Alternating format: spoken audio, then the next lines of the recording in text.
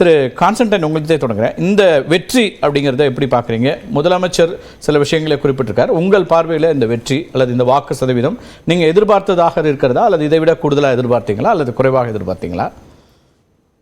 மாண்புமிகு முதலமைச்சர் அவர்கள் பொறுப்பேற்ற பிறகு, அதிலும் கழகத்தினுடைய தலைவராக பொறுப்பேற்ற நாளிலிருந்து இன்றைக்கு வரைக்கும் கண்ட களத்திலெல்லாம் வெற்றி தவிர வேறொன்றும் இல்லை என்று அவர் சூட்டிக் கொண்டிருக்கிற வெற்றி மகுடத்தில் மீண்டும் ஒரு வைர முத்தாக இந்த வெற்றி பதிவு செய்யப்படுகிறது.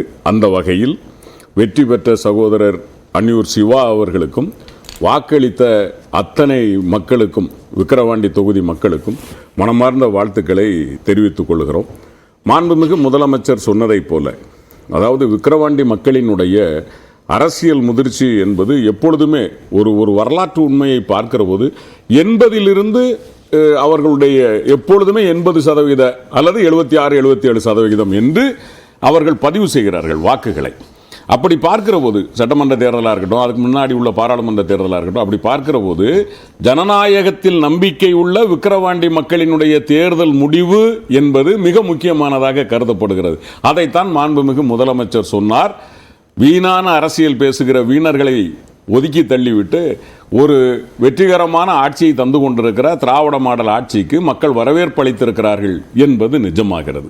இது ஏன் வரலாற்று வெற்றியாகிறது என்று சொன்னால், மாண்புமிகு முதலமைச்சர் கழக தலைவர் அவரை அழைக்காமல் இளைஞரணி செயலாளர் தலைமையிலேயே எங்களது மாண்புமிகு அமைச்சர் உதயநிதி ஸ்டாலின் அவர்களினுடைய பிரச்சார பலத்தினுடைய நம்பிக்கையிலேயே இந்த வெற்றியை நாங்கள் பெற்றிருப்பது என்பதும் ஒரு கழகத்தினுடைய ஒரு வரலாற்று வெற்றியாக நாங்கள் பார்க்கிறோம்.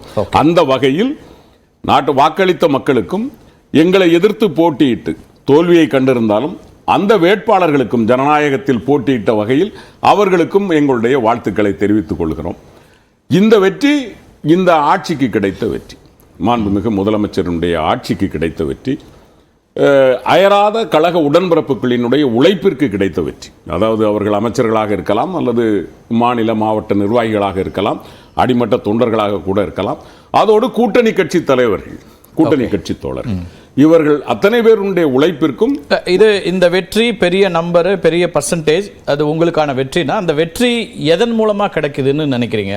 உங்கள் ஆட்சியினோட திட்டங்கள் அல்லது முதலமைச்சரோட இமேஜ் அல்லது எது பிரதானமா இருக்கு அப்படின்னு பாக்குறீங்க? அதாவது முதலமைச்சருடைய இமேஜும் ஆட்சியும் தானே ஒண்ணு. இந்த ஆட்சி நல்லா இருந்தா அவருடைய இமேஜ் கூடும். அப்படி பார்க்கிற போது இந்த ரெண்டும் வேறென்று பார்ப்பதற்கில்லை, ரெண்டுமே கூடி இருக்கிறது. தேர்தலில் வாக்களித்திருக்கிற மக்களினுடைய ஏறத்தாழ வேற இருக்காங்கிறதையும் பேசலாம், விவாதிக்கலாம். திரு கணேஷ்க்கு வேறு கருத்துக்கள் இருக்கும், எதிர்கட்சிகளிலிருந்து வெவ்வேறு கருத்துக்கள் வைக்கிறாங்க. நீங்க நம்பக்கூடிய வெற்றி, அந்த வெற்றி எதன் மூலமா வருதுன்னு தான் நான் உங்கள்கிட்ட கேட்டு தெரிஞ்சுக்க விரும்புறேன். முதலமைச்சரோட இமேஜும் ஆட்சியும் ஒன்றுதான் அப்படின்னு ஒரு புள்ளியில் வைக்கிறீங்க, அது வேறு வேறுன்னு நான் சொல்றேன், அதை தாண்டி விவாதிப்போம். ஆனால் என்னுடைய பார்வையில் நாட்டு மக்கள் மாண்புமிகு முதலமைச்சர் அவர்களுடைய அறிக்கையிலே மிக தெளிவாக சொல்லி இருக்கிறார்கள். 3 விஷயங்களை சொல்லி இருக்கிறார்கள். ஒன்று, இந்த ஆட்சிக்கு கிடைத்த மக்களினுடைய வரவேற்பு, முதல் ஃபர்ஸ்ட் குவாலிட்டி. செகண்ட், நாங்கள் கூட்டணி கட்சிகள் இணைந்து உழைத்த உழைப்பு. மூன்றாவது, இந்த மக்கள் ஜனநாயகத்தின் மீது நம்பிக்கையுள்ள மக்கள். ஜனநாயகத்தில் அதிமுக வாக்குகள் ஏதாவது வந்திருக்கா? திரு பொன்முடி, திரு வேவா வேலுலாம் நம்பிக்கையோடு சொன்னாங்க, அது ஏதாவது நடந்திருக்குன்னு பாக்குறீங்களா? இல்ல, உறுதியா அதிமுக, நான் ஏற்கனவே சொல்லியிருக்கிறேன், அதிமுக தோழர்கள் அதாவது அதிமுக களத்தில் நின்றால் வேறு, அது களத்தில் இல்லாத போது திராவிட இயக்க சித்தாந்தத்தில் வளர்ந்த அவர்கள் கண்டிப்பாக அது திராவிட முன்னேற்ற கழகத்திற்கு, ஏனென்றால் அவர்களை பொறுத்த வரைக்கும் திராவிட சித்தாந்தம் இந்த மண்ணில் நிலையூன்றி நிற்கிறது.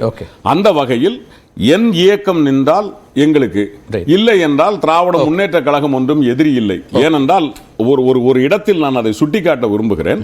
எதன் அடிப்படையில் இதை சொல்லுகிறோம் உணர்வு பூர்வமாக என்றால், மாண்புமிகு அன்றைய முதலமைச்சர் ஜெயலலிதா அம்மையார் இறந்து அவருக்கான அந்த நினைவகம் திறக்கப்படுகிறது. பல ஊர்களிலும் இருந்து அதிமுக தொண்டர்கள் வந்திருந்தவர்கள் அதற்கு பிறகு அண்ணா இதையும் பார்த்துவிட்டு போகிற போது சொன்னார்கள், அவர்களும் இந்த நாட்டுக்கு எங்களுக்கு உழைத்த தலைவர்கள். இந்த சித்தாந்தம் இருக்கிறது அல்லவா, கொள்கை எதிரிகள் அல்ல, ஆனால் அரசியல் எதிரிகள் களத்துல அப்படிங்கிறது இப்ப மாறி இருக்காங்கிறதா கேள்வி. ஏன்னா திமுக எதிர்ப்பிலேயே இருக்கிறதா அதிமுகவுடைய வாக்கு வங்கி. அதை பேசலாம், நான் பின்னாடி வரேன். திரு கணேஷ், இந்த முடிவுகளை எப்படி பாக்குறீங்க? இப்போ இப்போ பாட்டாளி மக்கள் கட்சிக்கும் 13.8% இப்போ 2024 மக்களவையில் நடந்த தேர்தல் அந்த செக்மெண்ட்டுக்கு பார்த்தா அங்கிருந்து கிட்டத்தட்ட 28% மேலான வாக்குகள் அப்படின்னு ஒரு ஜம்ப் இருக்கு. அதே நேரத்தில் ஆளுங்கட்சி 30%லேருந்து 63% அப்படின்னு வருது. எப்படி பார்க்குறது? இல்லை, எங்களை பொறுத்தவரை நாங்கள் இந்த வாக்கு சதவீதத்தெல்லாம் வந்து பெரிதாக நாங்கள் பார்க்க மாட்டோம். ஏன்னு சொன்னால் உதாரணத்துக்கு இப்போ தான் சொல்கிறீங்க இல்லையா, தமிழ்நாடு முழுக்க எங்களுக்கு கேட்டிங்கன்னா 6% வாக்குன்னு வைங்க. ஓகே, இப்போ இந்த ஒரு தொகுதியில் அதான் டேட்டாபேஸ் ஃபேக்ட். அதான் சொல்கிறேன். இப்போ அதுபடி பார்த்தீங்கன்னா இப்போ இந்த ஒரு தொகுதியில் நாங்கள் கிட்டத்தட்ட 26% வாக்குன்னு வரும். இப்போ 26% வாக்குகள் வாங்குன்ற எத்தனை தொகுதிகள் இருக்குது, நாங்கள் எத்தனை தொகுதிகளில் போட்டியிடுறோம், ஒரு தேர்தலுக்கும் அது மாறும். இப்போ வாக்கு சதவீதம் என்பதை வைத்து அப்படின்றதெல்லாம் தாண்டி இப்போ அடுத்தபடியாக நீங்கள் சொல்வது என்பது பாட்டாளி மக்கள் கட்சிக்கு இது மிகப்பெரிய வெற்றி.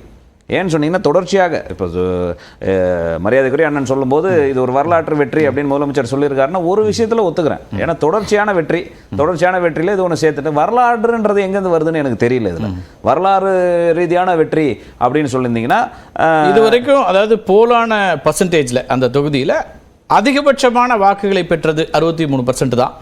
அதை எப்படி சொல்லலாம்? நான் பதில் சொல்ல வேண்டியதே இல்லை, அண்ணனே சொல்லிட்டார் அதற்கான பதில். 2000 ரூபாய் வாக்குகளுக்கு கிட்ட, அது இல்லாமல் தொடர்ச்சியான செலவெல்லாம் பார்த்தீங்கன்னா ஒரு வாக்காளருக்கு கிட்டத்தட்ட 10,000 ரூபாய்க்கான செலவினங்கள் செய்யப்பட்டு அதையும் எந்த அண்ணன் சொன்னார் சொல்கிறேன். அதையும் தாண்டி இப்போ அண்ணன் சொன்ன மாதிரி அதிமுக வாக்குகளையும் சேர்த்து நீங்கள் வாங்கக்கூடிய வாக்குகள் என்பதே இதுதானே தவிர்த்து பாட்டாளி மக்கள் கட்சி இன்னும் சொல்ல போனால் ஒரு தேர்தலும் எடுத்துப்பாங்க. நீங்கள் ஜெயலலிதா அவர்களுடைய படத்தை பயன்படுத்தினீங்க, அதிமுக வாக்குகளை கேட்டீங்க. ஆமாம், நாங்கள் வெளிப்படையாக சொன்னோம். இந்த வாக்குகள் அந்த வாக்குகளும் இருக்கா? மீண்டும் தானே சொல்றோம், இப்போ தான் சொல்றோம், நாங்க எல்லாருடைய வாக்குகளும் சேர்ந்து தான் இருக்கின்றோம். இதுதான் வச்சு நீங்க வாக்கு சதவீதத்தை கணக்கிடாதீங்கன்னு சொல்றோம். ஒரு தேர்தலையும் சூழ்நிலை மாறும்னு சொல்றோம். இப்போ எல்லாமே எங்களுது தான் அப்படின்னு நாங்க கிளைம் பண்ணல. ஒட்டுமொத்தமாக மக்கள் வந்து எங்களுக்கு இந்த பக்கம் நின்று இருக்கிறாங்க. ஏன்னா இது ஒரு இன்னொரு தேர்தலா பார்க்கல பாட்டாளி மக்கள் கட்சி. சமூக நீதி போராட்டத்துக்கான ஒரு போர், சமூக நீதிக்கான ஒரு போர் அப்படின்னு அறிவிக்கப்பட்டு நடத்த ஒரு தேர்தல்ங்கிறதுனால கவனம் பெறக்கூடியதாக மாறி. இன்னொன்று விக்கிரவாண்டி உங்களோட அடிப்படையாக ரொம்ப கட்டமைப்பும் வாக்கு வங்கியும் இருக்கக்கூடிய ஒரு தொகுதி, மேற்கு வடக்கு மண்டலம் அல்லது மேற்கு மண்டலத்தில் இருக்கக்கூடியதுல ரொம்ப முக்கியமான ஒரு தொகுதிங்கும் போது அதில் திமுக இந்த சதவீதத்தை பெருகிடுது அப்படிங்கும்போது அதை அப்படி கடந்து போயிடும். நாங்கள் இதுதான் சொல்றோம் இல்லைங்களா, தொடர்ந்து இந்த வாக்கு சதவீதம் எப்படி பெறப்பட்டது அப்படின்ற ஒரு கேள்வி. 2 பேருக்கு அந்த விமர்சனம் வச்சிருவாங்கல்ல. 100% மக்களுடைய வாழ்வியலை நீங்க அங்க பார்க்கணும்ல, அவர்களுடைய அன்றாட தேவைகள் இருக்குல்ல, வாழ்வியல் சூழ்நிலை என்பது எப்படி இருக்குன்றது அங்க கணிக்க வேண்டுமா வேண்டாம்? அன்றைக்கு அவர்களுக்கு அந்த தொகை மிகப்பெரிய தொகை. அந்த தொகைக்கு மனசாட்சியோட அவங்க நடந்துக்கிட்டாங்கன்னு தான் பார்க்க வேண்டிய சூழ்நிலை இருக்கு. இதை தாண்டி வந்து நீங்க வந்து இது மிகப்பெரிய வெற்றி. ஏன்னா பாட்டாளி மக்கள் கட்சிக்கு தான் வெற்றி. ஏன்னு சொன்னா சமூக நீதி சமூக நீதி பக்கம் இவ்வளவு பணநாயகத்தையும் தாண்டி 56,000 வாக்காளர்கள் இந்த சமூக நீதி பக்கம் நிற்கிறார்கள் அப்படின்னும் போது இந்த வைப்பு தொகை பெற்றதுங்கிறது கொண்டாட்டமா மாறி இருந்தது. ஏன்னா பட்டாசு வெடித்து கொண்டாடியதையும் நம்ம பார்த்தோம். அது ஏன் கொண்டாடணும் அப்படின்னா தொடர்ச்சியாக திமுக வச்ச வாதம் அதுதான். பாட்டாளி மக்கள் கட்சி டெபாசிட் வாங்காது இந்த தொகுதியில. அமைச்சர் உதயநிதி 50,000 வாக்குகள் வித்தியாசத்தில் வெற்றி பெறுவோம். அமைச்சர்களும் அங்க பேசியது உங்களுக்கு இருக்க காணொலியில அமைச்சர் ஏவாவேலு பேசினாரு, அமைச்சர் பொன்முடி பேசினாரு, ஜெகத் ரட்சகன் பேசினாரு. இவங்க வந்து டெபாசிட் வாங்க மாட்டாங்க, டெபாசிட் வாங்காம இவங்களை தோக்கடிக்கிறோம் அப்படின்னு சொன்னதை தாண்டி செலவு செய்யாமல் இந்த இடத்துல வந்து நின்று இருக்கிறோம் பாருங்க. இலக்கப்பனா வைப்பு தொகை பெறுவது அப்படிங்கிறது 100% அப்படியா இல்ல. அதாவது மக்களை சிந்திக்க விடாமல் செஞ்சாங்கல்ல. நாங்க மட்டும் இந்த குற்றச்சாட்டை வைக்கல, ஏதோ பாட்டாளி மக்கள் கட்சி மட்டும் இந்த குற்றச்சாட்டை வச்சா நாங்க வந்து ஒரு பொய் காரணத்தை சொல்றோம் அப்படின்னு சொல்லலாம். அதிமுக நிக்காததுக்கான வச்ச காரணம், நாம் தமிழர் கட்சி போட்டியிட்டு வச்ச காரணம், தொடர்ச்சியாக ஊடகங்கள் வச்ச காரணம். நீங்களுமே பொதுக்கூட்டங்கள் மூலமா, பரப்புரைகள் மூலமா, குறிப்பா தேசிய ஜனநாயக கூட்டணியுடைய அத்தனை தலைவர்களும் பங்கேற்ற பொதுக்கூட்டத்தில இந்த விமர்சனங்கள் முன் வச்சிங்களே மக்கள்கிட்ட. இப்ப மக்கள் அதை கடந்து தானே அந்த வாக்குகளை அளிச்சிருக்காங்க. அதுதான் சொல்றேன் இல்லைங்களா, அவங்க வாழ்வியலுக்கு இவங்க தேவை. சிந்திக்க விடாமல்னு நம்ம சொல்ல முடியாது. அதிமுக களத்துல இல்ல அவங்க சொல்ல முடியும்.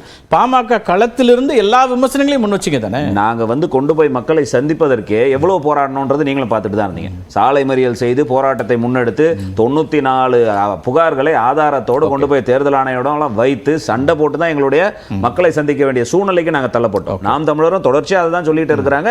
போட்டிட்டு அத்தனை பேரும் நாங்கள் அதை தான் சொல்லிட்டு இருக்கிறோம். நான் சொல்லக்கூடிய விஷயம் இதெல்லாம் தாண்டி கூட அவர்களுடைய அன்றாட தேவைகள், அந்த வாழ்வியல் அந்த மக்கள் இருக்காங்க பாருங்க, சுதந்திரம் அடைந்து இத்தனை ஆண்டு காலமாக அவர்களுடைய அன்றாட தேவைக்கு மனசாட்சியோடு அவங்க நடந்துகிட்டது. குறுக்கிட விரும்பினார், அதை மட்டும் கேட்டு வர்ற உங்களுக்கான ஏற்கனவே கடந்த சுற்றுலா சேர்த்தே சொல்லி 2-3 விஷயம் இருக்கு, நீங்க முடிச்சிருங்க. Okay right. நான் இப்போ மற்றவர்களுடைய முதல் கட்ட கருத்தை எடுத்துருந்தேன். நான் உங்க முதல் கட்ட கருத்தை எடுத்துக்கிறேன். இது வந்து பாட்டாளி மக்கள் கட்சிக்கான வெற்றி தான் அப்படிங்கிற டாக்டர் ராமதாஸ் உடைய அந்த கருத்தை நீங்க வலியுறுத்தி வெற்றியும் தான் இது. இதனுடைய விளைவு ஏன்னா தொடர்ச்சியா நான் சொல்றது என்ன என்றால் தேர்தலுக்கு தேர்தல் பார்த்தீங்கன்னா ஒரு ஆண்ட கட்சி இடைத்தேர்தலில் ஜெயிக்குது அப்படின்னா தோல்வியுற்ற கட்சி பொது தேர்தலில் வாங்கின வாக்குகளை விட கீழே தான் போயிருப்பாங்க.